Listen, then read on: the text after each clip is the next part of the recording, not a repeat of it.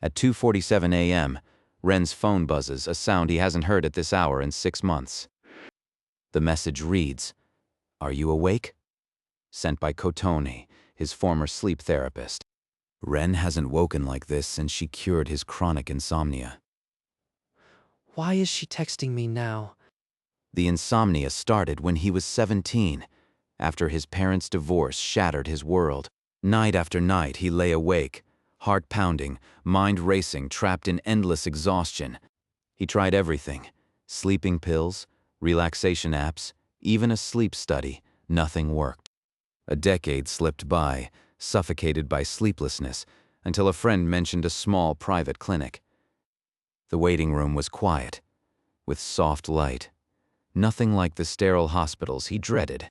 Kotone introduced herself with a calm, precise voice. She seemed too young to be a therapist. Over 14 weekly sessions, she dismantled his sleep anxiety with patience and precision. Ren, you don't have to fight sleep. Let your body remember what it needs. No one had ever told me that. It sounded like letting go, and I didn't know how. By the final session, he slept 8 hours straight, something that hadn't happened since high school. He sent her a thank you email, poured his gratitude into words, and moved on with his life. 6 months passed, and tonight, his old therapist's name lit up his screen at the worst possible time. 2:47 a.m. That was the time I used to wake up screaming. The message was no coincidence. It was a recurrence of his own documented history, thrown back at him. This isn't possible. She's not my therapist anymore. She shouldn't be texting me. But the message sat there, a tiny beacon in the dark, pulling him back toward a past he thought was buried. Why now? And why at this exact minute? What does she really want? The room felt colder now, the silence heavier, as if the cure she gave him had just started to crack. It has to be a mistake. An old automated reminder that never got turned off. He tried to push the message away, but he couldn't fall back asleep. 6 months of silence. She has no reason to check on me now. 2 weeks passed. Then, at 3:13 a.m., another text from Kotone. Still awake? 3:13 a.m. That was when the panic attacks used to start. She knows that. The coincidence was too sharp. Ren needed proof, something tangible. His old sleep log pages of entries: 2:47 a.m., 3:13 a.m., 4:01 a.m. Every cursed hour documented.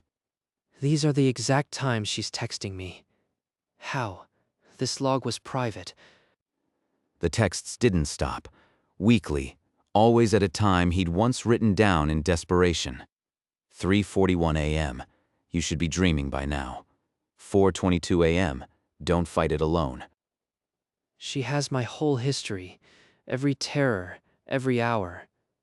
This isn't friendly concern, it's surveillance. He tried calling the clinic number she'd used during therapy, but it rang into a disconnected signal. A search online brought up only her old clinic profile, no current contact, no social presence. She's vanished from every record but mine. Why is she still in my life? I can't just wait for the next text. I need to find out what's happening. So, sleep log in hand, Ren decided to visit the clinic to ask questions he should have asked 6 months ago. Maybe someone there knows where she is. Why she left so suddenly. The morning air did nothing to calm the tightness in his chest as he approached the familiar building. The sign was still there, but the clinic felt different now, like a stage where the first act had played out too perfectly. He pushed open the door, not knowing that the answer waiting inside would be nothing he expected. The clinic's waiting room felt the same, but the air had changed. Oh, Ren, what brings you back?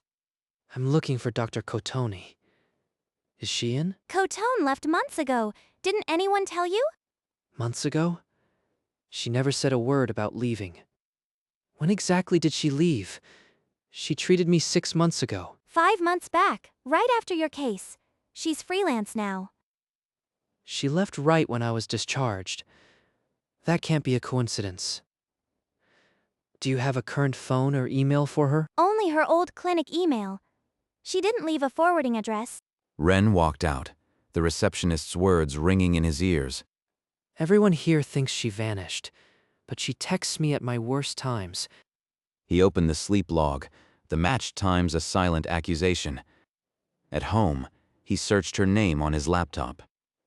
Results came back sparse. A bare freelance profile. No photo.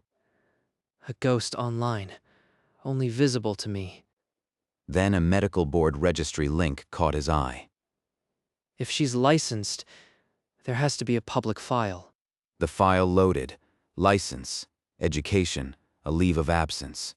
Reason, personal trauma after a family member's death. A death? She hid all this from me. He scrolled.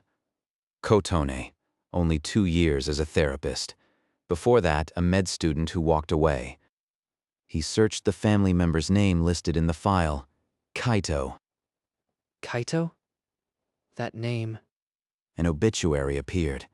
Kaito, 22, died of cardiac arrest linked to chronic insomnia. No, that's my old roommate. Ren's hands froze on the keyboard. He hadn't thought about Kaito in years, but the wound was fresh. He remembered the late-night talks, Kaito's shadowed eyes, the quiet desperation. They shared a dorm room, and too many sleepless hours. He had the same insomnia, worse than mine. Kaito collapsed during finals week. Ren found him. He never woke up. At the funeral, a girl with icy hair stood by the portrait. She didn't cry. Kotone, Kaito's younger sister. He met her once, and forgot. She became a therapist to save people like her brother.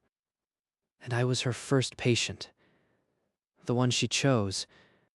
The logs, the texts, the precise times, it wasn't stalking. It was a promise to a ghost. She's been carrying this alone for years. He pulled an old photo from his desk drawer, the two of them, Kaito and Ren, smiling. The world felt heavier now, but the fear had a shape. What did she promise him? And what does she need from me? Ren sat in the dark, the laptop light dying. The next text would come, but now it meant something else. He wasn't just a patient. He was the living piece of her dead brother. This isn't therapy anymore. It's something I don't have a word for. He closed the sleep log. The answer wasn't in the times. It was in the girl who never let go. And somewhere, Kotone was waiting, phone in hand, for the next time he'd wake. Ren couldn't sleep. The old photo of Kaito lay on his chest like a weight. I keep seeing his face. The night before he died, he asked me if sleep would ever come. He'd forgotten that question until now, forgotten how helpless he'd felt. He was so scared, and I didn't have the words. The phone buzzed again, Kotone, right on cue, at 4:01 a.m. Can't sleep again, can you? Before, that felt like an accusation. Now it sounds like a plea. She's not accusing me of slipping. She's terrified I will. He scrolled back, reading the messages with new eyes. Are you awake? That wasn't a demand. It was a lifeline. She's checking if I'm still alive. But why me? I'm not Kaito. I'm not her brother. The anger flared, but it drowned in something heavier, gratitude tangled with grief. She saved me once. Now she's trying to save me again, from a grave I'm not in. He picked up the phone, fingers trembling over the keyboard. I can't let this silence go on. If I say nothing, she'll keep haunting her own shadow. He typed the words, then stared at them on the screen. Kotone, we need to talk. What am I opening? His thumb hovered over send. He exhaled and pressed it. The message delivered. The screen stayed dark, waiting. Now she knows. Whatever comes next, I'm not running. Kotone's reply came almost instantly, the screen lighting up in the dark. I'm sorry. I know this is strange. Can we talk, not as therapist and patient, as two people who lost him. She's asking to meet as mourners, not as my doctor. I agree. Let's talk. They began a text exchange, each message heavy with unspoken years. After Kaito died, I promised I'd save someone like him. Save someone. She chose me. I saw your file at the clinic. You were his roommate. I knew I could help you. She planned this from the start. Our therapy was never just clinical. When I saw your sleep log, I saw him. Every hour, every fear. He's not Kaito, but she can't separate us. I'm not him. You know that. I know, but I can't stop the fear. If I don't check, I'm back at his funeral. She's been trapped in that funeral for a decade. I have something to show you. I kept it all these years. In another room, Kotoni picked up an old photograph from her desk. She turned it over, revealing a handwritten note on the back. Save him.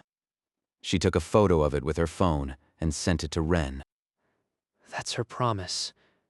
Written in a child's hand. The image loaded on his screen. The note seared into him. I failed him once. I won't fail you. How do I answer that? I want to tell her it's okay, but it's not that simple.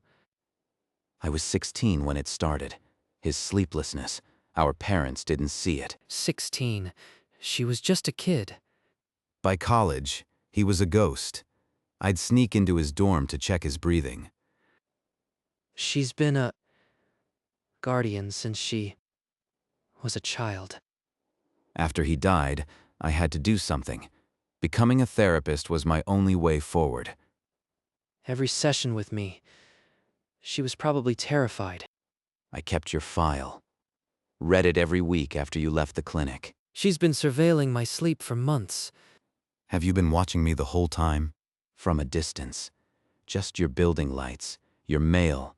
Enough to know you were alive. That's still surveillance, but it's also care. Can you forgive me for invading your life like this? Forgiveness isn't the hard part. And, can you let me keep watching over you? I need to know you're safe. Ren stared at the words, the phone light his only companion.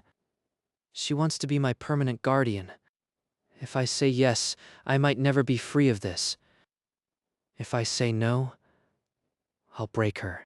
The silence stretched, heavy with all the nights they'd both lost. What does Kaito want from me now? Ren didn't answer. Not yet. The decision hung in the dark. Ren couldn't sleep. The question Kotone left hanging echoed in his skull. I've been free for 6 months. Finally, a normal life. But that life was built on her silence. She hid everything. He remembered the therapy sessions, how she listened, how she seemed to know his fears before he voiced them. She was never just my therapist. She was on a mission. He thought about Kaito, the night he found him, the ambulance lights slicing through the dark. I promised I'd look after his family. I never did. She's the one who's been looking after me. If I reject her, I become another person who abandoned her. If I accept, I might never be truly free. The walls felt like they were closing in. He needed to breathe to see her face, not just pixels on a screen. Texts are too easy to misunderstand. I need to meet her. He opened the chat and typed 2 words, "Meet me." Kotone's reply came within seconds, as if she had been waiting for this. Where? The park near the clinic. Neutral ground. The park near the clinic. Tomorrow evening. Her reply was brief. I'll be there. The decision was made. Now there was only the waiting. Tomorrow, I'll look her in the eyes and find out what she really needs. The night stretched on, sleep still out of reach. Dusk settled over the park near the clinic. The sky bruised with fading light. Ren waited, hands buried in his jacket pockets, every passing minute stretching. Then Kotoni appeared.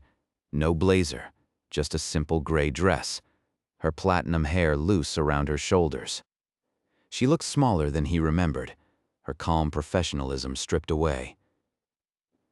They sat in silence, the space between them charged with everything unspoken. Thank you for coming.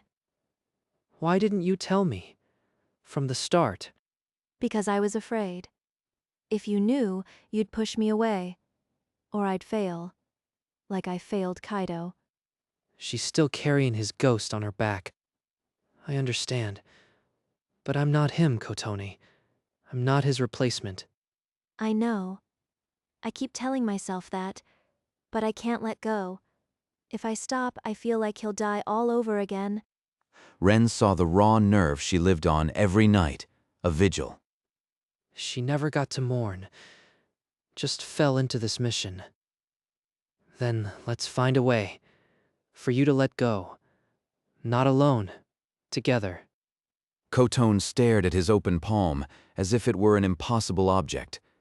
You'd do that for me? After everything I put you through? You saved me first. Let me return the favor. Slowly, her fingers slid into his, cold and trembling. They sat like that, two people bound by one grave, finally reaching across it. I don't know if I can stop checking on you. It's all I've known. We'll figure out what's healthy. For both of us. The park grew dark, but something between them had finally started to breathe. But I don't know how to stop. It's been my entire identity since he died. Kotone, if Kaito could see you now, what would he want for you? He'd want me to live. He always said I needed my own life. Then that's what we aim for. Not a stop, but a shift. What if instead of midnight texts, we have a monthly check-in, like friends? A monthly check-in, not in the dead of night. And you should go back to being a therapist. There are others who need you. Other patients, could I still help them like I helped you? You saved me. You can save others. That's your gift, not your curse.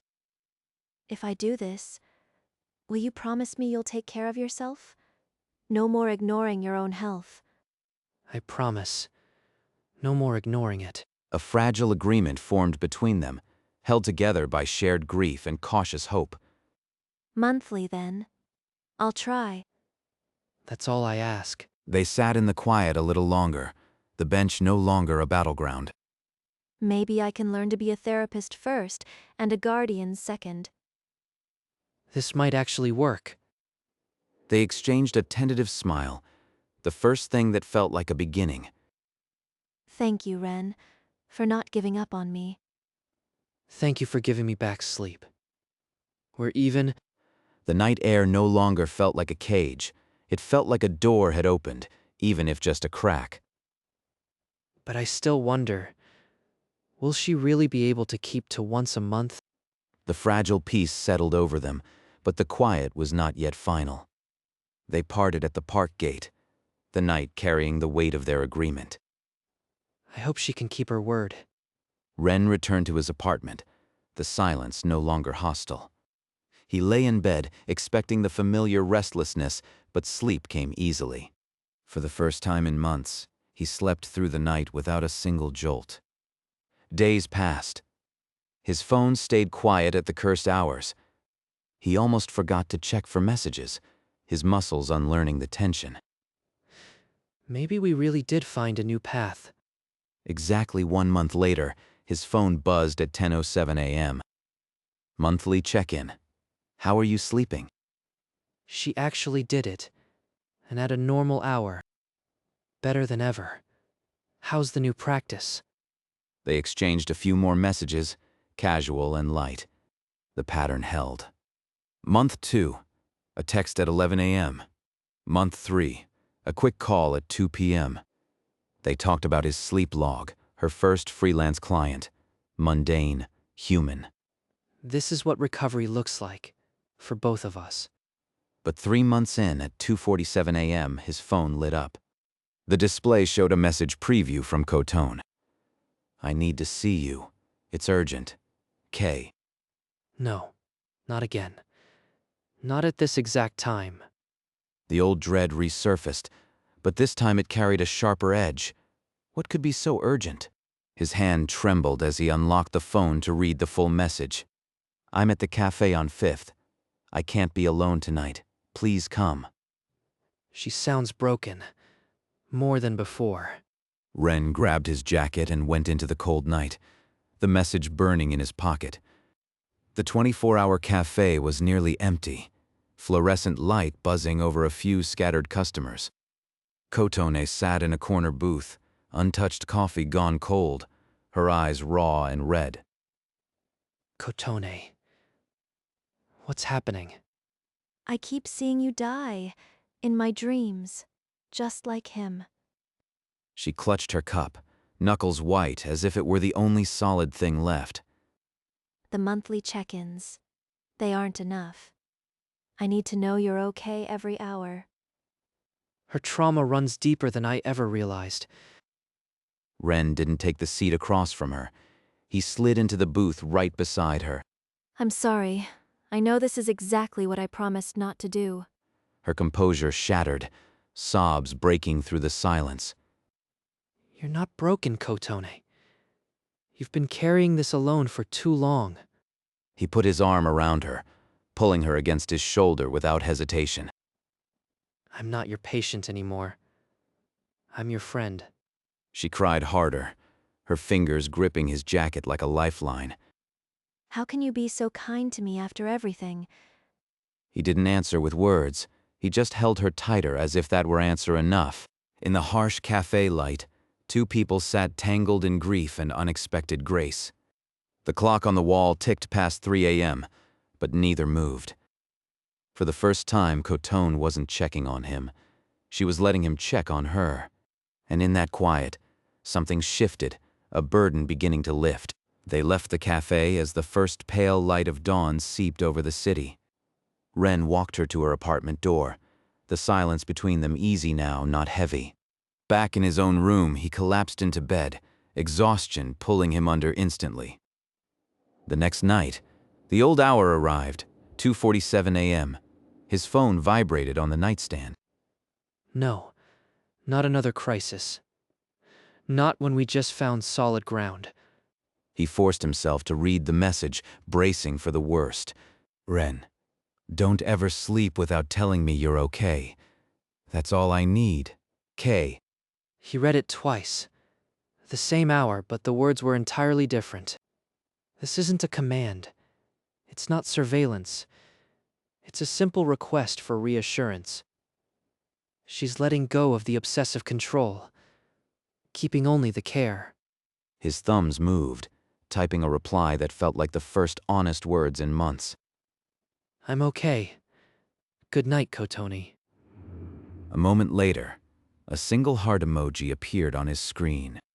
Ren smiled, a real smile, unforced, the corners of his eyes crinkling. He set the phone face down on the nightstand, something he hadn't done since the texts began. For the first time in years, he wasn't afraid to close his eyes at this hour. The room was silent, but it was a warm silence, the kind that cradles rather than threatens. He lay back, his body sinking into the mattress as if into safe water. Sleep came quickly, not as an escape, but as a visitor who was finally welcome. No restless turns, no sudden jolts, just the deep, steady rhythm of rest. In the darkness, his breathing steadied, deep and even, a sound he'd forgotten could belong to him. And for the first time in a decade, he slept through the night without a single jolt of fear. Months passed. Ren no longer counted the days since his last sleepless night. He woke each morning with a clarity he had forgotten was possible. Kotone had slowly rebuilt her practice, taking on a handful of patients. I still have bad days, but they're just days now, not a lifetime. That's all any of us get. Good days and hard days, and someone to tell about them. One autumn evening, they walked together to the cemetery where Kaito rested. They stood before the stone, the carved name familiar yet distant. I've been coming here alone for so long, it never felt like enough. But today feels right. Thank you for saving me, Ren. We saved each other. That's what he would have wanted. They stood in silence, hands clasped, the weight of a decade slowly lifting into the dusk. Later that night, Ren lay in bed. The darkness no longer an enemy. His phone buzzed. 10:47 p.m., a normal hour. Good night, Ren. Sleep well. K. She's still checking, but the way a friend does. He typed back a quick "you too" and set the phone aside without dread. He turned off the lamp, plunging the room into a gentle black. His body relaxed into the mattress, every muscle trusting the silence. Thoughts drifted, none of them sharp enough to hold. He dreamed of nothing, and that was its own kind of rest. Sometime in the deep hours, his phone lit up one final time, a single heart from Kotoni, delivered without demand. But Ren never saw it until morning, because he was already asleep.